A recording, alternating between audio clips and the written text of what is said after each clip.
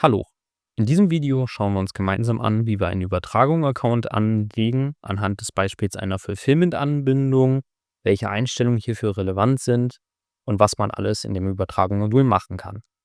Hierfür öffnen wir das Übertragung-Modul, sehen hier einmal natürlich auf der Startseite den Monitor, das heißt, was alles erfolgreich hochgeladen wurde, wo es Fehler gab, etc. pp. Spielt für jetzt aber keine große Rolle. Schauen wir uns im nächsten Video ein bisschen im Detail an und gehen einmal in die Accounts und legen sofort einen neuen Account an. Grundsätzlich macht es Sinn, pro Prozess einen Account anzulegen. Das bedeutet, bei einer klassischen Fulfillment-Anbindung wird im Regelfall mit beispielsweise 2 Accounts gearbeitet, weil es 2 Prozesse gibt. Das heißt, es geht einmal um den Prozess der Versendung. Das heißt, dafür habe ich bereits einen angelegt. Das heißt, einmal die Lieferscheinübermittlung von uns an den Fulfiller, als auch der Import von der Tracking-Information vom Fulfiller zu uns, denn das ist grundsätzlich ein Prozess, nämlich der gesamte Versand. Wir legen jetzt einen zweiten Account an für den zweiten Prozess sozusagen. Das heißt einmal für die Lagerzahlen-Synchronisation, die wir natürlich im Regelfall beispielsweise einmal am Tag durchführen würden. Um einen neuen Account anzulegen, könnt ihr hier einfach auf Neu klicken oben rechts und entsprechend einen Namen vergeben. Das heißt, wir nehmen hier einfach eine wir nehmen einmal Lagerzahlen, weil wir natürlich die Lagerzahlen synchronisieren möchten. Wir haben im letzten Video einen API-Account angelegt, was sehr relevant ist, denn hierfür benötigen wir genau diesen. Das heißt, hier können wir einfach aus der Liste unserer API-Accounts wählen.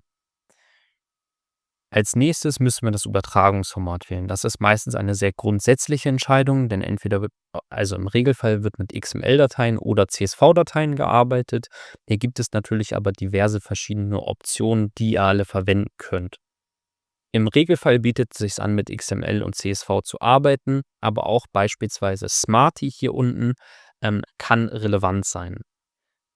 CSV und XML sind immer sehr standardisierte Informationen, das heißt, die werden von den meisten Systemen verwendet, mit denen ihr dann Kontakt haben werdet, aber im Regelfall verwendet ihr dann nur standardmäßig den Central-Dateiformat beziehungsweise das Dateiformat. Das bedeutet, die Struktur der Datei ist immer gleich, so wie Xentral sie haben möchte, beziehungsweise so, wie Xentral sie vorgibt. Das kann in manchen Fällen funktionieren, muss es aber auch nicht, denn jedes System arbeitet anders. Das heißt, wenn bei uns eine Lagerzahl Lagerzahl heißt, kann es natürlich auch sein, dass sie in einem anderen System Stock-Amount heißt. Und wenn wir so eine Datei importieren würden, könnte das zur Folge haben, dass der Import nicht funktioniert, weil Xentral nicht weiß, welche Information sich in dieser Spalte beherbergt. Dafür gibt es dieses Smarty. Das ist wichtig, denn hier verändert sich auch einmal unser UI, was wir hier sehen. Das heißt, wir speichern jetzt einfach einmal. Und über Smarty hat man die Möglichkeit, seine Dateien, egal ob eingehend oder ausgehend, auch umzuschreiben. Das heißt, wenn ich eine Lagerzahl bekommen würde, die Stock-Amount heißt und Xentral damit nicht arbeiten könnte, könnte ich darüber beispielsweise Spalten auch umbenennen von Stock-Amount zu Lagerzahl beispielsweise, um dann die Information entsprechend verarbeiten zu können. Gilt genauso beim Export der Informationen. Da wir das nun angepasst haben, seht ihr, dass es hier nun übertragungsspezifische Einstellungen gibt. Das heißt, hier könntet ihr entsprechend dann das Dateiformat bearbeiten und hier klassisch mit Smarty arbeiten. Viel tiefer müssen wir hier jetzt aber am Anfang noch nicht reingehen. Das heißt, ich stelle es jetzt einfach einmal auf CSV und speichere nochmal. Das heißt, dieser gesamte Bereich hier wird jetzt auch wieder wegfallen. Aber gerade deshalb ist es wichtig, am Anfang das korrekte Übertragungsformat zu wählen, damit ihr auch die Möglichkeit habt, hier entsprechend Anpassungen zu machen. Das, was als nächstes sehr wichtig ist, ist der Typ. Und das bedeutet, hier steuert ihr, wie ihr die Daten übermitteln möchtet. Im Regelfall oder oftmals ist es der FTPS-Server oder SFTP-Server. Das heißt, ihr ladet Informationen auf den Server hoch und ein anderes Drittsystem, beispielsweise vom Fulfiller, importiert sich Daten von diesem FTP-Server. Alternativ kann man natürlich auch über Mailversand oder über die API arbeiten. Wir möchten hier aber jetzt einfach einmal über einen SFTP-Server arbeiten.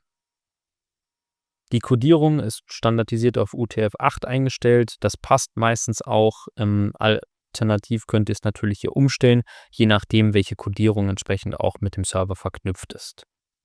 Als nächstes haben wir hier unsere Serverinformationen, also welchen FTP-Server in dem Fall möchten wir entsprechend ansprechen. Das heißt, hier werden die Daten dann wirklich am Ende des Tages hin exportiert. Der Port ist wichtig und hier in dem Fall 21. Das sind Informationen, die ihr alle bekommen werdet, wenn ihr den FTP-Server besitzt bzw. habt. Hier müsst ihr dann entsprechend einfach eure gesamten User-Daten etc. pp. Einstellen, damit das entsprechend passt. Ebenso wie das Passwort. Hier keine Sorge, das Passwort wird entsprechend auch unkenntlich gemacht. Das heißt, ich könnte jetzt hier 1, 2, 3, 4, 5 eintragen und man sieht es gar nicht. Das heißt, hier habt ihr auch ein bisschen die Sicherheit drin, dass hier nichts passiert. OAuth Client ID, Client Secret, OAuth URL wird nur in entsprechenden Cases benutzt, wo ihr es braucht. Wenn ihr mit einem klassischen FTP-Server arbeitet, benötigt ihr das Ganze allerdings nicht. Ähnlich ist es hier mit dem Public Key, Private Key und so weiter. Das, was aber wirklich sehr, sehr wichtig ist, ist, dass ihr entsprechend den Speicherort Ausgang und Eingang pflegt. Sehr wichtig, im Idealfall immer beide pflegen. Es ist egal, ob dieser Account nur exportiert oder importiert. Dennoch sollten beide gesetzt sein, damit es auf jeden Fall sauber funktioniert. Das heißt, in diesem Case sagen wir ja, wir möchten nur Lagerzahlen importieren. Das hat zur Folge, dass wir natürlich nur einen Import machen. Wir setzen aber trotzdem den Ausgangsordner, damit wir auf jeden Fall die korrekte Connection zum Server setzen. Das, was meistens Sinn macht, ist hier unten den Haken zu aktivieren, nach Download vom Server löschen. Das heißt, sobald Xentral sich Informationen abholt, wird die Information vom Server entfernt.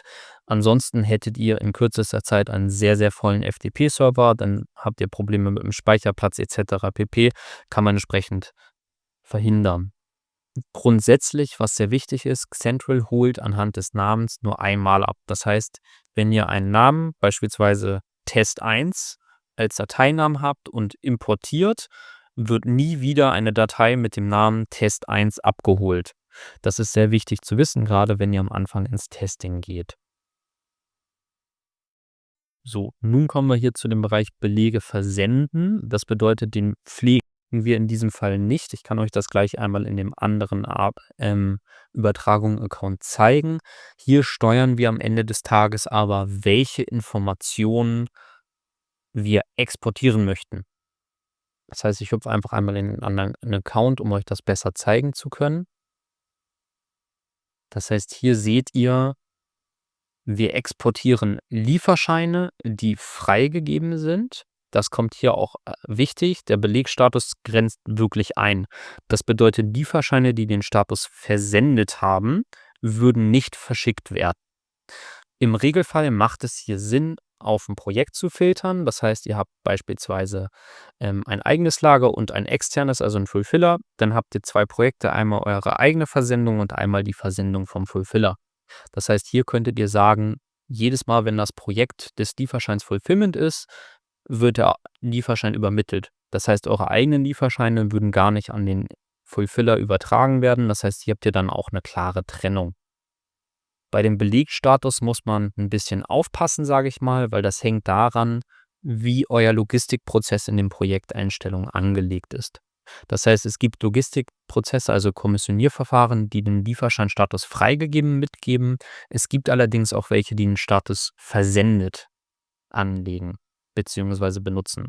Das heißt, hier müsst ihr einfach einmal schauen, welchen Lieferscheinstatus habe ich wirklich anhand meines Logistikprozesses, damit ihr dann entsprechend auch den richtigen setzt, ansonsten wird nichts übertragen. Hier könnt ihr natürlich noch weitere Filtermöglichkeiten einstellen. Wenn man mit dem Fulfiller arbeitet, reicht im Regelfall der Status und das Projekt. Allerdings kann man natürlich je nach Use Case auch nach einer Kundenadresse, nach einer Kundengruppe filtern oder Ähnliches. Man kann es manuell freigeben, wenn man es möchte. Ist natürlich ein großer manueller Aufwand. Man kann allerdings hier beispielsweise auch nach Labels filtern. Das heißt, hier wäre es natürlich aktuell auch eine manuelle Anlage der Labels, aber so könntet ihr natürlich auch steuern, was ihr übermittelt und was nicht. Wir gehen jetzt einfach mal von 'ner Lieferscheinbasis aus, weil es im Regelfall bei einem Fulfiller Sinn macht. Ihr könnt natürlich aber auch diese anderen Belege hier genauso übermitteln. Das heißt, ihr seid hier nicht auf 'n Lieferschein gezwungen, sondern habt die Flexibilität, auch 'ne Rechnung, Auftrag, Gutschrift oder Ähnliches zu exportieren. Genau, man kann hier auch automatisch Labels setzen, wenn ihr beispielsweise eine erfolgreiche Übertragung hattet oder eine fehlerhafte. Das heißt, hier hättet ihr dann in dem UI von Central direkt eine Meldung oder eine Übersicht, sage ich mal, was geklappt hat oder was nicht. Grundsätzlich reicht es meistens auch, über den Monitor zu arbeiten, also die erste Seite vom Übertragungsmodul. Das ist ein bisschen persönliche Präferenz, wie ihr damit am Ende des Tages dann noch arbeiten möchtet.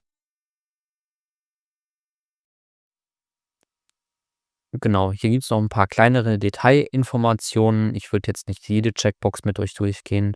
Das, was aber noch wirklich wichtig ist, sind beispielsweise hier Tracking-E-Mail. Das heißt, hierüber steuert ihr wirklich, ähm, ob ihr 'ne Mail versenden möchtet. Das ist sehr wichtig, denn wenn ihr jetzt beispielsweise eine Fulfillment-Anbindung macht, ihr arbeitet über die Projekteinstellungen, indem ihr natürlich 'n Auftrag in den Autoversand gebt und den Lieferschein erzeugt.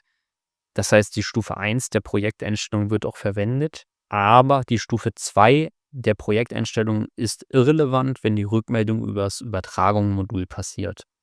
Das bedeutet, wenn ihr jetzt beispielsweise eine Tracking-Information rückgemeldet bekommt und diesen Haken nicht setzt, würdet ihr keine Tracking-Mail an den Kunden verschicken, obwohl ihr die Informationen vom Fulfiller mitgeteilt bekommt. Ähnlich ist es auch bei der Rechnungsmail und zusätzlich habt ihr auch die Option, die Rechnung hier anzulegen. Das heißt, ihr habt natürlich die Option, im Projekt zu steuern, dass ihr die Rechnung erst erzeugt, wenn die Lieferung verschickt wird, weil es natürlich je nach Prozess auch mal sein kann, dass die Versendung 2, 3 Tage dauert. Dann hättet ihr auf jeden Fall immer garantiert den Fall, dass das Rechnungsdatum gleich Lieferdatum ist. Eine Zusatzinformation, die wichtig ist oder die je nach Use Case sinnvoll sein kann, dass ihr nicht nur eine gefüllte XML-Datei beispielsweise, wenn ihr jetzt mit XML arbeiten sollt, mitgebt. Das heißt, im Regelfall bekommt ihr eine Liste mit allen betroffenen Filterkriterien. Das heißt, in diesem Szenario würde ich alle Lieferscheine bekommen, die aktuell den Status freigegeben haben, die das Projekt Fulfillment haben.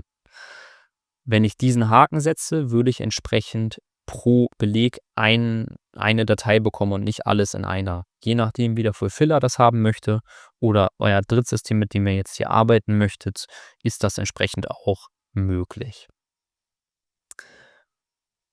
So, wichtig, Belege empfangen ist natürlich genau der Gegenpart zu dem Belege versenden. Das heißt, hier geht es jetzt darum, welche Informationen möchten wir in Xentral empfangen vom Drittsystem. Das heißt, ihr habt Möglichkeiten, anhand unseres Beispiels natürlich, der Fulfillment-Anbindung zu arbeiten. Ihr könnt natürlich aber auch andere Sachen machen, wie beispielsweise Aufträge importieren. Das heißt, wenn ihr wirklich nur Aufträge, Angebote empfangen wollt, den anhaken, den oberen. Alternativ hm, habt ihr auch die Möglichkeit, alle Belegtypen, die ihr so habt, also im Regelfall die, die hier oben auch zur Auswahl stehen, entsprechend zu importieren. Das heißt, da ist es dann allerdings nur wichtig, dass ihr quasi in der ersten Spalte der Datei, die ihr habt, auch angibt, welche Art von Beleg es ist. Das heißt, ist es ein Angebot, ist es ein Auftrag, ist es eine Rechnung, ist es eine Gutschrift? So, dann findet ihr einfach detailreiche Informationen beziehungsweise Einstellungsmöglichkeiten, die ihr treffen könnt, wenn es um den Import geht. Das heißt, wollt ihr die angegebene Kundennummer in 'ner Datei nehmen? Wollt ihr die aus Xentral nehmen? Ähm, ja, Bestellung empfangen, Verbindlichkeit empfangen. Hier geht es wieder ein bisschen um die Belegtypen auch. Lagerzahlen empfangen ist sehr wichtig. Das benötigen wir, aber nicht in dem Account, wo ich gerade drin bin, sondern in dem anderen. Ähm, weil das möchten wir ja am Ende des Tages hier wirklich machen, ne? Ähm, man kann hier auch bereits entsprechend Dateien umschreiben ein wenig, dass es nicht ganz so ausgreift wie Smarty, was ich am Anfang gezeigt habe. Aber ihr könnt beispielsweise, wenn ihr wisst, in welcher Reihenfolge die Spalten sind, also ist es zuerst die Artikelnummer, ist es dann der Lagerbestand und so weiter, könntet ihr hierüber auch bereits die Konvertierung der Spaltennamen machen, weil über diese Spaltenüberschrift sozusagen die Zuordnung der Informationen von der Excel-Datei bzw. der CSV-Datei zu Xentral gemacht wird. Das heißt, wenn es nicht Nummer und dann Lagerzahl wäre beispielsweise, sondern Number und dann Stock Amount, könntet ihr hier das entsprechend umschreiben mit Nummer und Lagerzahl beispielsweise. Dann würde jetzt jede Datei, die importiert wird, hier in Spalte 1 Nummer heißen und jede zweite Lagerzahl. Und so könntet ihr das entsprechend auch schon umschreiben. Lagerplatz im Dateieingang ignorieren macht bei einem Lagerzahlen-Sync Sinn. Ich würde jetzt einfach einmal in den anderen Account wieder hüpfen, um euch das ein bisschen veranschaulichen zu können, denn hier wollen wir die Einstellung am Ende des Tages auch treffen. Das heißt, hier sagen wir einmal Lagerzahlen empfangen, weil das ist quasi das, was wichtig ist. Ich habe jetzt passende Dateien, das heißt, ich muss hier keine umschreiben. Lagerplatz im Dateieingang ignorieren macht oftmals Sinn, denn oftmals geben Fulfiller auch ihren Lagerplatz bei sich im Lager an. Der ist für uns gar nicht so relevant, weil wir haben genau einen Regalplatz, wo wir Bestand drauf buchen. Das heißt, ich würde jetzt einfach mal sagen, der Lagerplatz soll ignoriert werden, wenn er mitgegeben wird. Und ich möchte alles, was hier passiert, auf das Lager Fulfillment 1 buchen. Weil am Ende des Tages wollt ihr nur sehen, wie viel Bestand ihr beim Fulfiller liegen habt. In welchem Regal das beim Fulfiller liegt, ist euch im Regelfall relativ egal. Genau, Einlagerungsverhalten ist primär für MHD und Chargenprodukte interessant. Tracking-Empfang haben wir im anderen Account aktiv, weil wir sind, wie gesagt, immer noch beim Belegeempfang bzw. den Einstellungen dazu. Das heißt, wir können auch Tracking empfangen. Genau, hier steuern wir einmal, sollen die gemeldeten Chargen MHD ausgelagert werden? Das soll im Regelfall der Fall sein. Versanddatum Lieferschein anpassen kann relevant sein, wenn ihr beispielsweise, also nicht in dem Account, sondern in dem Prozess der Versendung sozusagen, wenn ihr 2 oder 3 verschiedene Versandmöglichkeiten beim Fulfiller habt, sei es DHL, UPS und GLS oder sowas, könntet ihr quasi steuern, dass der Fulfiller durch die Rückmeldung im Lieferschein die richtige Versandart hinterlegt, welche wirklich genutzt wird, kann natürlich für eure Auswertung am Ende des Tages auch relevant sein. Genau, die nächsten Einstellungen sind jetzt nicht allzu relevant für unseren Use Case, deswegen würde ich die einfach einmal ein bisschen überspringen. Grundsätzlich war es das schon mit den Einstellungen zum Belegeempfang. Es gibt noch die Möglichkeit, Artikeldaten beispielsweise übers Übertragen-Modul anzulegen. Das heißt, wenn jetzt ein Fulfiller ein Produkt übermitteln würde, welches wir noch nicht haben, könnte man das entsprechend anlegen. Ist im Regelfall aber nur relevant, wenn ihr Aufträge importiert. Das heißt, wenn ihr jetzt, weiß ich nicht, ihr habt einen Marktplatz, den wir nicht direkt als Schnittstelle noch nicht haben und möchtet die CSV-Dateien beispielsweise hochladen, wäre das eine Möglichkeit. Genau, Artikeldaten empfangen, es können auch einfach wirklich per Masse von beispielsweise einem PIM-System oder CSV-Dateien importiert werden, wo Artikeldaten angelegt werden. Dafür sind diese Einstellungen hier unten. Und natürlich gibt es auch den Use Case. Wir haben jetzt viel drüber gesprochen. Wir empfangen Lagerzahlen oder wir empfangen Informationen. Es gibt auch die Möglichkeit, dass ihr natürlich Lagerzahlen exportiert, weil ihr beispielsweise für einige Kunden von euch selber Fulfiller seid. Dann müsstet ihr quasi diese Option hier nutzen, wann ihr eure Lagerzahlen entsprechend übermitteln wollt. So, das war es bereits schon mit der Anlage und grundsätzlich dem Account, was man hier alles tun kann. Es gibt hier verschiedenste Reiter, die im Primärfall oder meistens einfach relevant sind für die Nachverfolgbarkeit. Das zeige ich euch jetzt nochmal in dem Account, wo ich schon was verschickt habe. Das heißt, hier seht ihr beispielsweise alle Lieferscheine in dem Use Case, die ihr quasi schon übermittelt habt. Wenn ihr was freigeben müsst, das heißt, das ist dieser eine Haken, den wir eben gesehen haben, dann würde alles hier drin landen. Das heißt, hier gibt es ja den Haken manuelle Freigabe erforderlich.